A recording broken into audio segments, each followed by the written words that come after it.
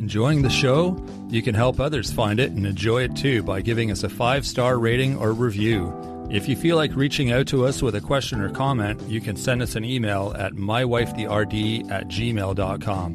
And don't forget to visit our website at mywifethedietitian.com, as well as our social media pages. We're on Facebook, Instagram, and YouTube. Enjoy the show. It's Robin Sander from My Wife the Dietitian, and this is Nutrition Nuggets. Staples for your pantry. Oh, is that what we're talking about? You were like, staples for your panties or something? What did you say? It's fun. Every time you say the word pantry, and this is for like the last 3 years, I've had to bite my tongue because it just sounds so much like you're talking about your panties. And I just want to make a joke, but I can't. It just doesn't seem appropriate. But you just did it yourself, so there we go. Well, because you said it. You've opened it up. Yeah. Anyways, okay. You make me laugh. Yeah, staples for your panties. No. Okay, staples for your pantry. You know, like your cupboards in your kitchen. Oh yeah, your drawers. Yeah. Not your drawers. Oh, that's something different altogether. Man, it's only at like 30 seconds and we're already going sideways. Uh-huh. Okay, well, so your big cupboard that you keep all your dry food in, that's what we're talking about. Yeah, and I've been helping a lot of clients with meal planning lately, and batch cooking is a big part of that. Mm-hmm. And in the winter, you know, like there's more time at home, maybe making stews and soups and using your crock pot. So there's got to be some pantry staples that offer some good ingredients for your crock pot. I get excited when I want to make food and I open the freezer, the fridge, and the pantry, and everything, like it's just loaded. Like we've just gone shopping and you've got like, oh yeah, we've got this. Awesome. You get excited about cooking when you have everything you need versus when it's empty and you're like, oh, what am I going to do with this can of tuna? Yeah, well, right? It's a can of tuna, you just open it and eat it. Well, true. Yeah. But we're having actually tuna casserole tonight. I know, because we're getting low on staples. So we're down to the can of tuna. Anyway, so we're going to talk about some like top things you should have in your pantry. Is that the idea? Yeah, 5 categories. So let's get on it. Oh, categories. Okay. Yes. So let's first talk about canned foods. Yes. So what kind of canned foods are in our pantry? Now, is this something where everyone's going to be the same? Probably not, but I guess there's some things that you can use that are going to be consistent from one household to another. Especially a family, like if you're making family meals, you probably, it's going to be fairly consistent across households. Okay. For instance, tomatoes. Yeah, I was going to say canned tomatoes is a total staple for us. I buy 2 or 3 cans every time we go shopping, and then we're always out of them. You use them like almost daily, it seems, because everything you make, you throw a can of tomatoes in, lots of soups and stews and sauces and all that. And the ones we use are? Well, there's a couple different ones, but I always get the seasoned ones. And then you can also get I think they're fire roasted. They have way more flavor. They're a little bit more expensive in a smaller can, so you don't get as many, but oh my God, they're good. Yeah. When I make gigantes, with the beans, I use one of those because there's so much flavor. It's almost like salsa. Yeah. It's really tasty. So good. It's just flavored already. So that you don't have to flavor it. You're adding the flavor as well as the tomatoes all in one. So that's the way to go there. We usually get diced. A lot of people get whole or paste and you can get like all of these work in different recipes, but for us, the diced kind of go into the soups. It goes into the gigantes. It goes into a lot of the dishes we make. So. Yeah, that's a good one. And then beans, obviously, that's another. Is that part of this category? In the can? It wasn't actually. But no, I was going to say you probably have. Skip yet. Okay. But yeah, that's in a different category. Okay. In my mind, but other canned might be like coconut milk. Oh, right. Yeah, we do use that a lot, don't we? Like you can make your rice, like jasmine rice, and add coconut milk instead of water or with the water. Yeah. And it's like a nice, it's like kind of a sweet scented rice. So good. Yeah. Or you can throw a little bit of curry powder or something in there too and make it into more of a, like that curry. Because it's usually based with a coconut milk a lot of times that sauce. Yeah, so that's a good one. Yeah, for sure. We use that quite often. Also, you love buying canned mushrooms.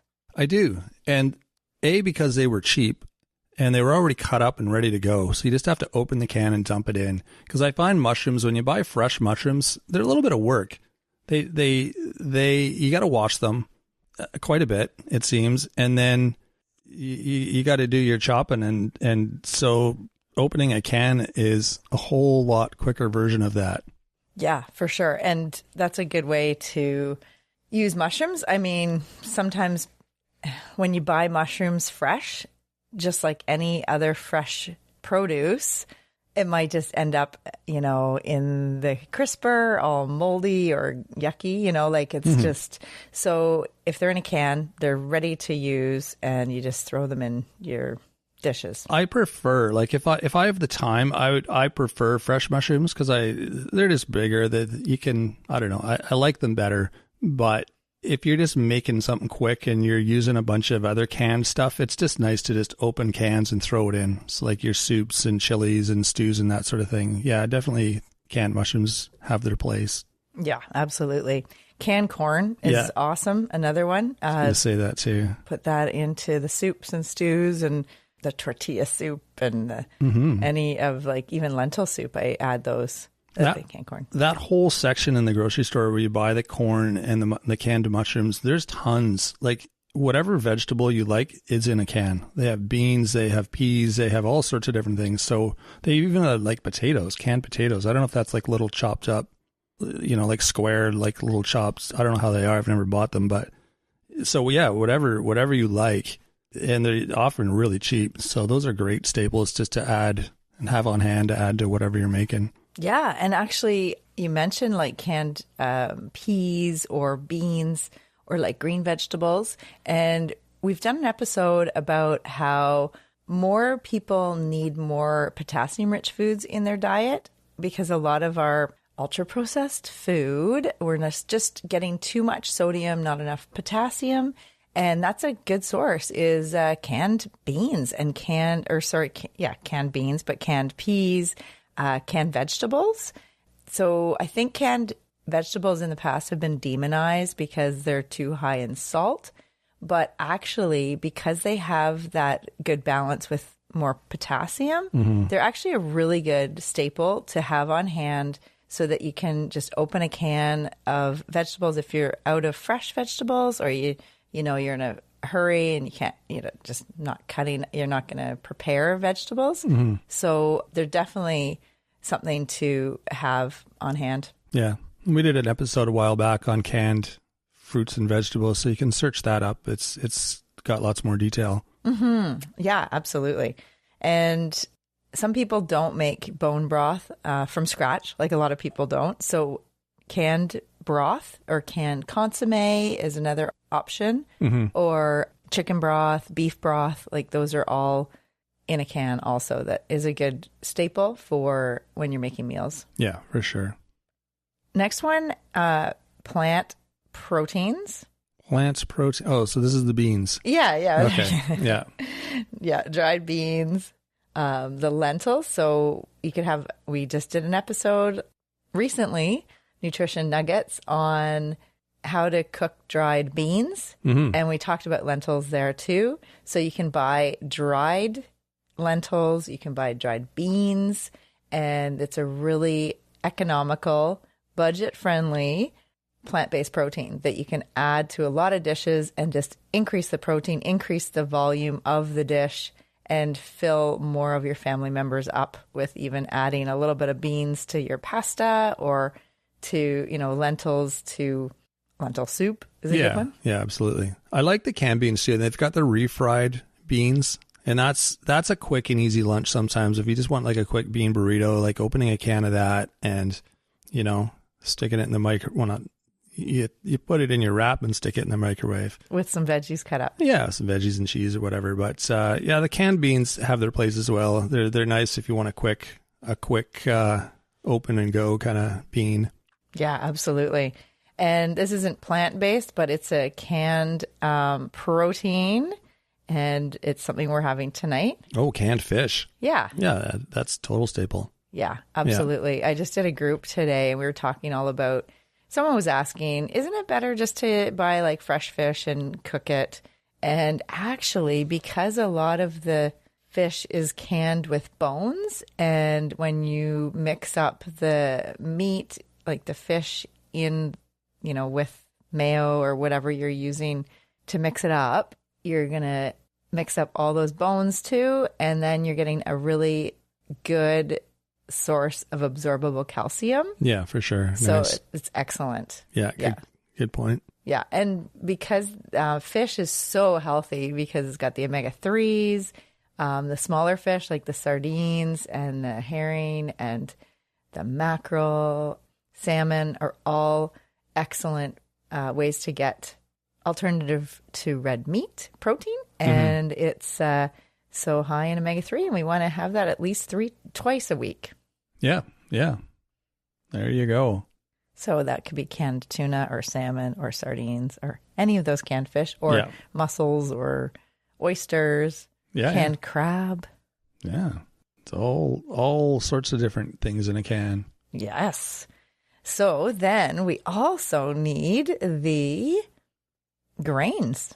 Oh, yes. Pasta, your rice, all the different grains that you're going to use. That's right. The quinoa, the couscous. Maybe there's the alternative pastas made with lentils or made with edamame or black bean. Those ones we have that are like so high in protein. Like each serving is like 39 grams of protein or something it's insane. crazy. Yeah, they come in a nice little box too, and they're a nice size because you just open the box and use the whole thing. Mm-hmm. It seems to be enough for when we make dinner. Yeah. Versus those plastic bags, and then they spill all over the place. And anyway, I like the boxes. Yeah. So that's another staple is, some sort of noodles or pasta.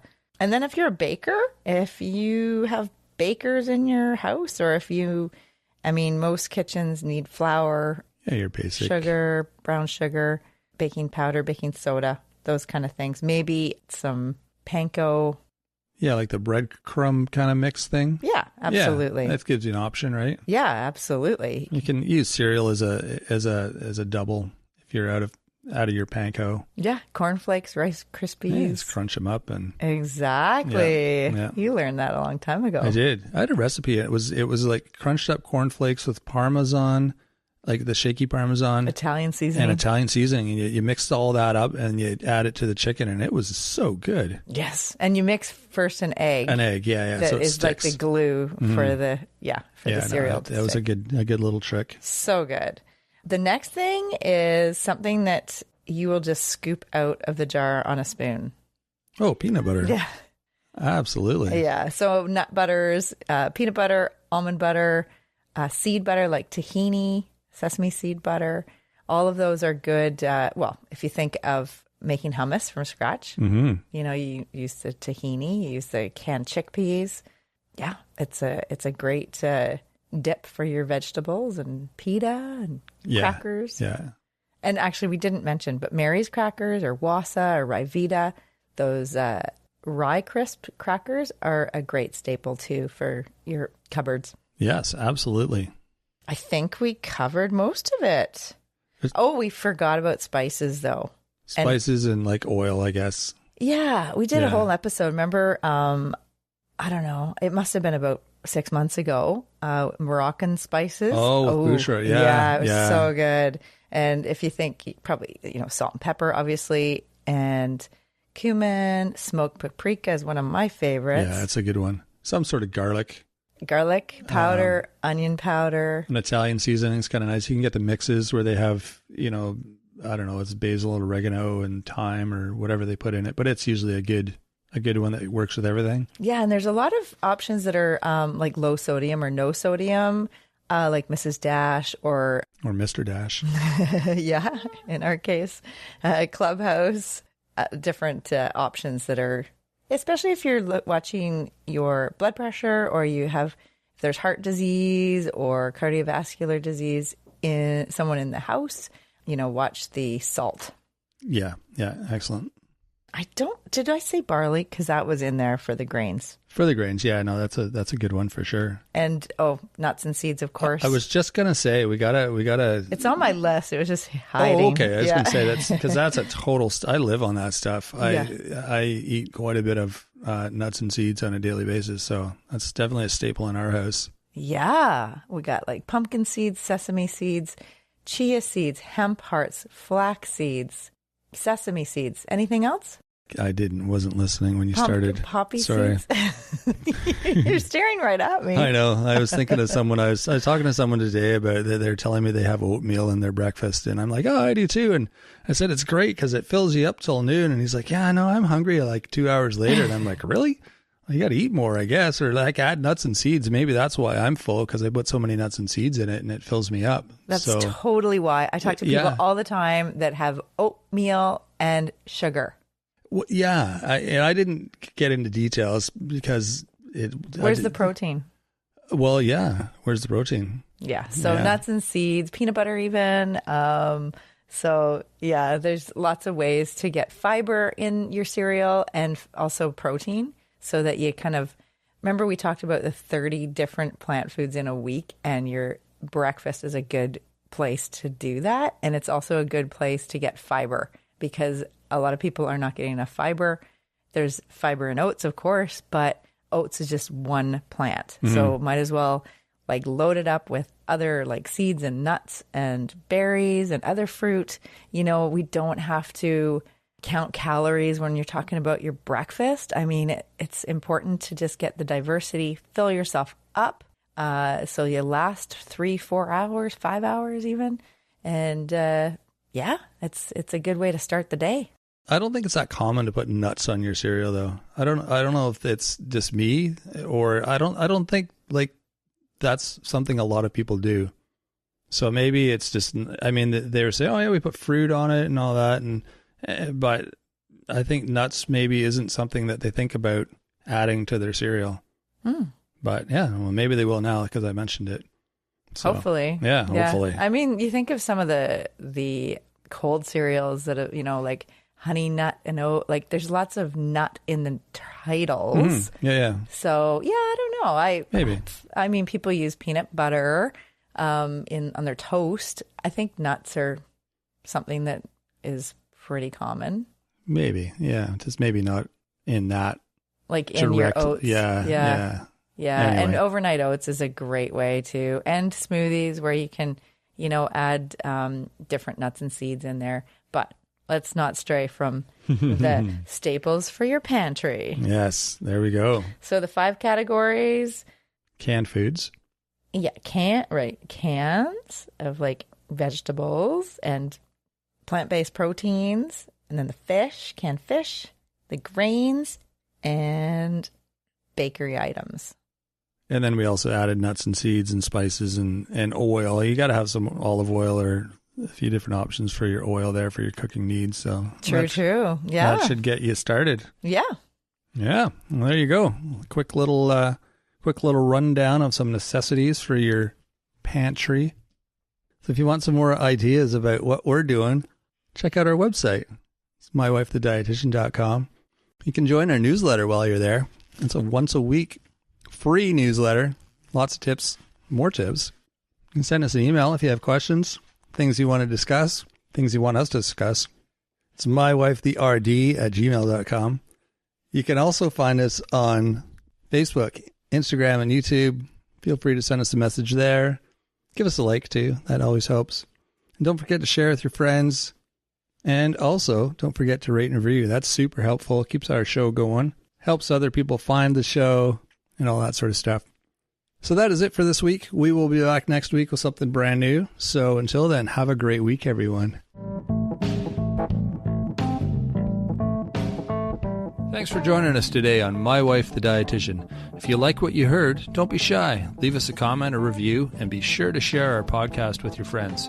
If you'd like to hear more, hit that subscribe button. You can also follow us on our social media pages for updates, episode trailers, and other odds and ends. For more info and links on what we discussed on today's episode, check the show notes. We'll be back next week with another informative and fun-filled episode.